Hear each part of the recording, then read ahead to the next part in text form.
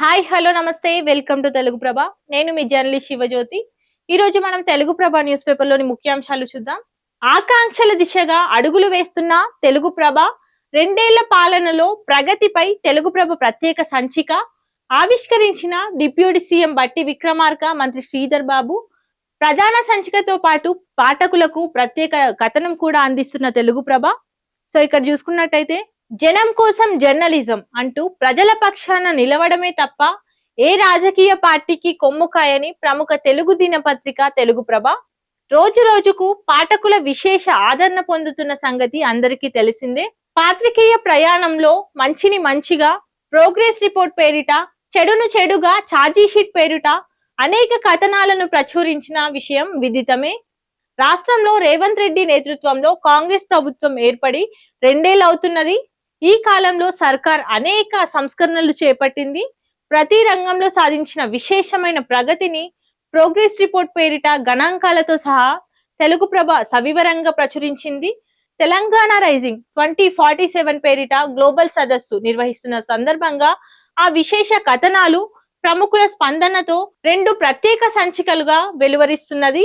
ఆకాంక్షల దిశగా అడుగులు పేరిట తొలి విశేష సంచికను నేడు పాఠకులకు ప్రధాన సంచికతో పాటు అందిస్తున్నది.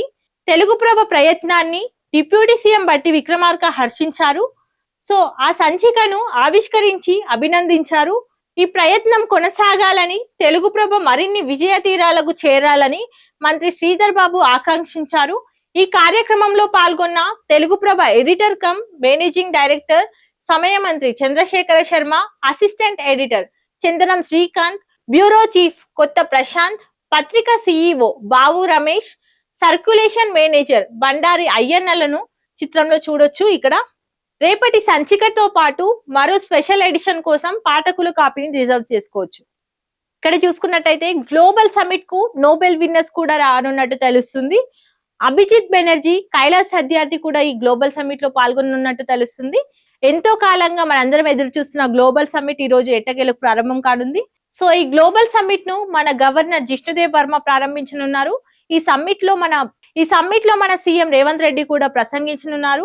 27 టాపిక్స్ పైన ఈ సమ్మిట్ లో చర్చించనున్నట్టు కూడా తెలుస్తుంది.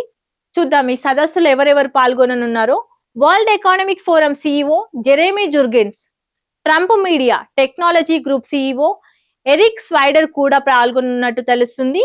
44కు పైగా దేశాల నుంచి 154 మంది ప్రతినిధులు పాల్గొననున్నారు.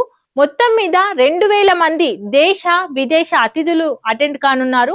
హోర్డింగ్లతో శోభాయమానంగా నగర వీధులు, తెలంగాణ హైదరాబాద్ ప్రత్యేక డిస్ప్లే కూడా ఏర్పాటు చేయనున్నారు. అతిథులకు హైదరాబాద్ బిర్యానీ కూడా వడ్డించనున్నట్టు తెలుస్తుంది. తెలంగాణ వంటకాల వడ్డన్న, ఇప్ప పువ్వు లడ్డు, సకినాలు, చెక్కలు, బాదాంకి జాలి, నువ్వుల ఉండలు, మక్కపేలాల బాస్కెట్ కూడా సమ్మిట్ లో కనువిందు చేయనుంది. కొమ్ముకోయ, బంజారా, కోలాటం, గుస్సాడి, ఒగ్గుడోళ్లు, పేరిణి కళాకారుల ప్రదర్శన అలరించనున్న సంగీత దర్శకుడు కీరవాణి ఆర్కెస్ట్రా. ఇక్కడ చూసుకున్నట్టయితే నిన్నటి వరకు ఒక లెక్క, ఇకపై మరో లెక్క అంటూ కూడా ఇక్కడ సీఎం రేవంత్ రెడ్డి ట్వీట్ చేశారు. గత పాలకులు ఊహించని విధంగా విజన్ కు ప్రాణం పోసామంటూ దేశ గ్రోత్ ఇంజన్ గా తెలంగాణను మార్చుతామంటూ కూడా తను తెలిపారు. తెలంగాణకు శిఖరాగ్ర స్థానం కోసం అహర్నిశలు శ్రమ చేస్తున్నాం. నవతరానికి కొలువుల జాతరతో ఊపిరి పోసామంటూ తను తెలిపారు. ఆడబిడ్డలకు ఆర్థిక మద్దతు ఇచ్చామంటూ కులగణనతో బలహీన వర్గాల 100 ఏళ్ల ఆకాంక్షకు రూపం పోసాం. వర్గీకరణతో మాదిగల ఉద్యమానికి నిజమైన సార్థకత అందించామంటూ కూడా తను తెలిపారు. నా ప్రాణం ఉన్నంత వరకు రైజింగ్ కు తిరుగులేదు అంటూ, నిన్న నేడు రేపు మీ ఆశీర్వాదమే నా ఆయుధం అంటూ కూడా తను తెలిపారు. రాష్ట్ర ప్రజలకు 2 ఏళ్ల ప్రజాపాలన విజయోత్సవ శుభాకాంక్షలు అంటూ కూడా ఎక్స్ వేదికగా సీఎం రేవంత్ రెడ్డి పోస్ట్ చేశారు. గ్లోబల్ సమ్మిట్ తో తెలంగాణ బ్రాండ్ వాల్యూ పైకి వెళ్తోంది అంటూ కూడా మంత్రి పొన్నం తెలిపారు. సంక్షోభం నుంచి సంక్షేమ రాష్ట్రంగా తీర్చిదిద్దాం, ప్రజాపాలనలో రాష్ట్రాన్ని అగ్రగామిగా నిలిపామంటూ కూడా ఇక్కడ మంత్రి పొంగులేటి తెలిపారు. ఇక్కడ చూసుకున్నట్టయితే ఈ నెల 13న సీఎం రేవంత్ రెడ్డి మెస్సీతో ఫుట్బాల్ మ్యాచ్ ఆడనున్నట్టు తెలుస్తుంది. ఫ్రెండ్లీ మ్యాచ్ కు పకడ్బందీ భద్రతా ఏర్పాటు, ఉప్పల్ స్టేడియంలో నిర్వహణ, మంత్రి శ్రీధర్ బాబుతో కలిసి ఏర్పాట్లను పరిశీలించిన డిప్యూటీ సీఎం బట్టి విక్రమార్క. ఇక్కడ చూసుకున్నట్టయితే హామీల అమలు ఏమైంది అంటూ కూడా రేవంత్ ప్రభుత్వంలో ఫ్రీ బస్సు, సన్న బియ్యం తప్ప మరేమీ లేవు అంటూ కూడా ఇక్కడ కేంద్ర మంత్రి కిషన్ రెడ్డి ప్రశ్నించారు. మాట తప్పి ఉత్సవాలు చేయడం సిగ్గుచేటు అంటూ కూడా తను వ్యాఖ్యానించారు. సన్న బియ్యం ఖర్చులో కేంద్రానిది 43 రూపాయలు ఉన్నట్టయితే రాష్ట్రానికి 13 రూపాయలే అంటూ తను తెలిపారు. రాష్ట్రాన్ని అప్పుల కుప్పగా మార్చిన బీఆర్ఎస్ అంటూ తను వ్యాఖ్యానించారు. కుటుంబ పాలన, అవినీతి, అక్రమాలతో దోచుకుంది అంటూ, మరియు మార్పు కోసం కాంగ్రెస్ కు ఓటు వేసిన ఫలితం దక్కలేదు అంటూ తను వ్యాఖ్యానించారు. 2 ఏళ్ల హామీలపై ఓపెన్ చర్చకు సిద్ధంగా ఉన్నారా అంటూ కూడా తను సీఎం రేవంత్ రెడ్డికి సవాల్ విసినట్టు తెలుస్తుంది.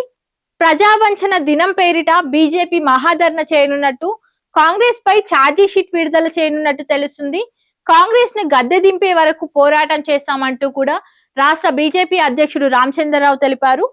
ఇక్కడ చూసుకున్నట్టయితే సీఎం రేవంత్ రెడ్డికి కంగ్రాట్స్, 2 ఏళ్ల పాలనలో బాగా సంపాదించుకున్నారు అంటూ కూడా ఇక్కడ సెటారికల్ గా బీజేపీ ఎంపీ అరవింద్ వ్యాఖ్యానించారు. గోవాలో ఫైర్ యాక్సిడెంట్ చోటు చేసుకోగా 25 మంది మృతి చెందారు. బర్చ్బై రోమియోలేన్ నైట్ క్లబ్ లో ఈ ఘోర ప్రమాదం చోటు చేసుకుంది. సిలిండర్ పేలి మరో 50 మందికి గాయాలు కూడా అయ్యాయి. మంటల్లో డాన్స్ ఫ్లోర్, భయంతో సందర్శకుల పరుగులు, ఇరుకు వీధుల్లో క్లబ్, మంటలను ఆర్పడంలో జాప్యం. రాష్ట్రపతి, ప్రధాని కూడా దిగ్భ్రాంతి వ్యక్తం చేశారు. న్యాయ విచారణకు ఆదేశించిన సీఎం కుటుంబాలకు 5 లక్షల ఎక్స్గ్రేషియా కూడా ప్రకటించింది. కరోనాను మించి మార్బర్గ్, దూసుకొస్తున్న మరో ప్రమాదకర వైరస్. దక్షిణ ఇథియోపియాలో ఈ వైరస్ వెలుగులోకి వచ్చింది. 13 కేసుల్లో 8 మంది మృతి చెందినట్టు తెలుస్తుంది. మరణాల రేటు 88% ఉన్నట్టు కూడా WHO స్పష్టం చేసింది. శాసనసభ నిబంధనలకు తిలోదకాలు అంటూ కూడా ఇక్కడ మాజీ మంత్రి హరీష్ రావు స్పీకర్ గడ్డం ప్రసాద్ కు బహిరంగ లేఖ రాశారు. అసెంబ్లీ ప్రతిష్టను దిగజారుస్తున్నారు, 2 ఏళ్లు గడిచినా హౌస్ కమిటీల ఊసేలేదు అంటూ కూడా తను వ్యాఖ్యానించారు. డిప్యూటీ స్పీకర్ నియామకాన్ని గాలికి వదిలేశారు, ఫిరాయింపులపై సుప్రీంకోర్టు తీర్పు బేఖాతరు అంటూ కూడా తను వ్యాఖ్యానించారు. రాతపూర్వక ప్రశ్నలకు సమాధానాలు ఇవ్వడం లేదు అంటూ కూడా తను వ్యాఖ్యానించారు.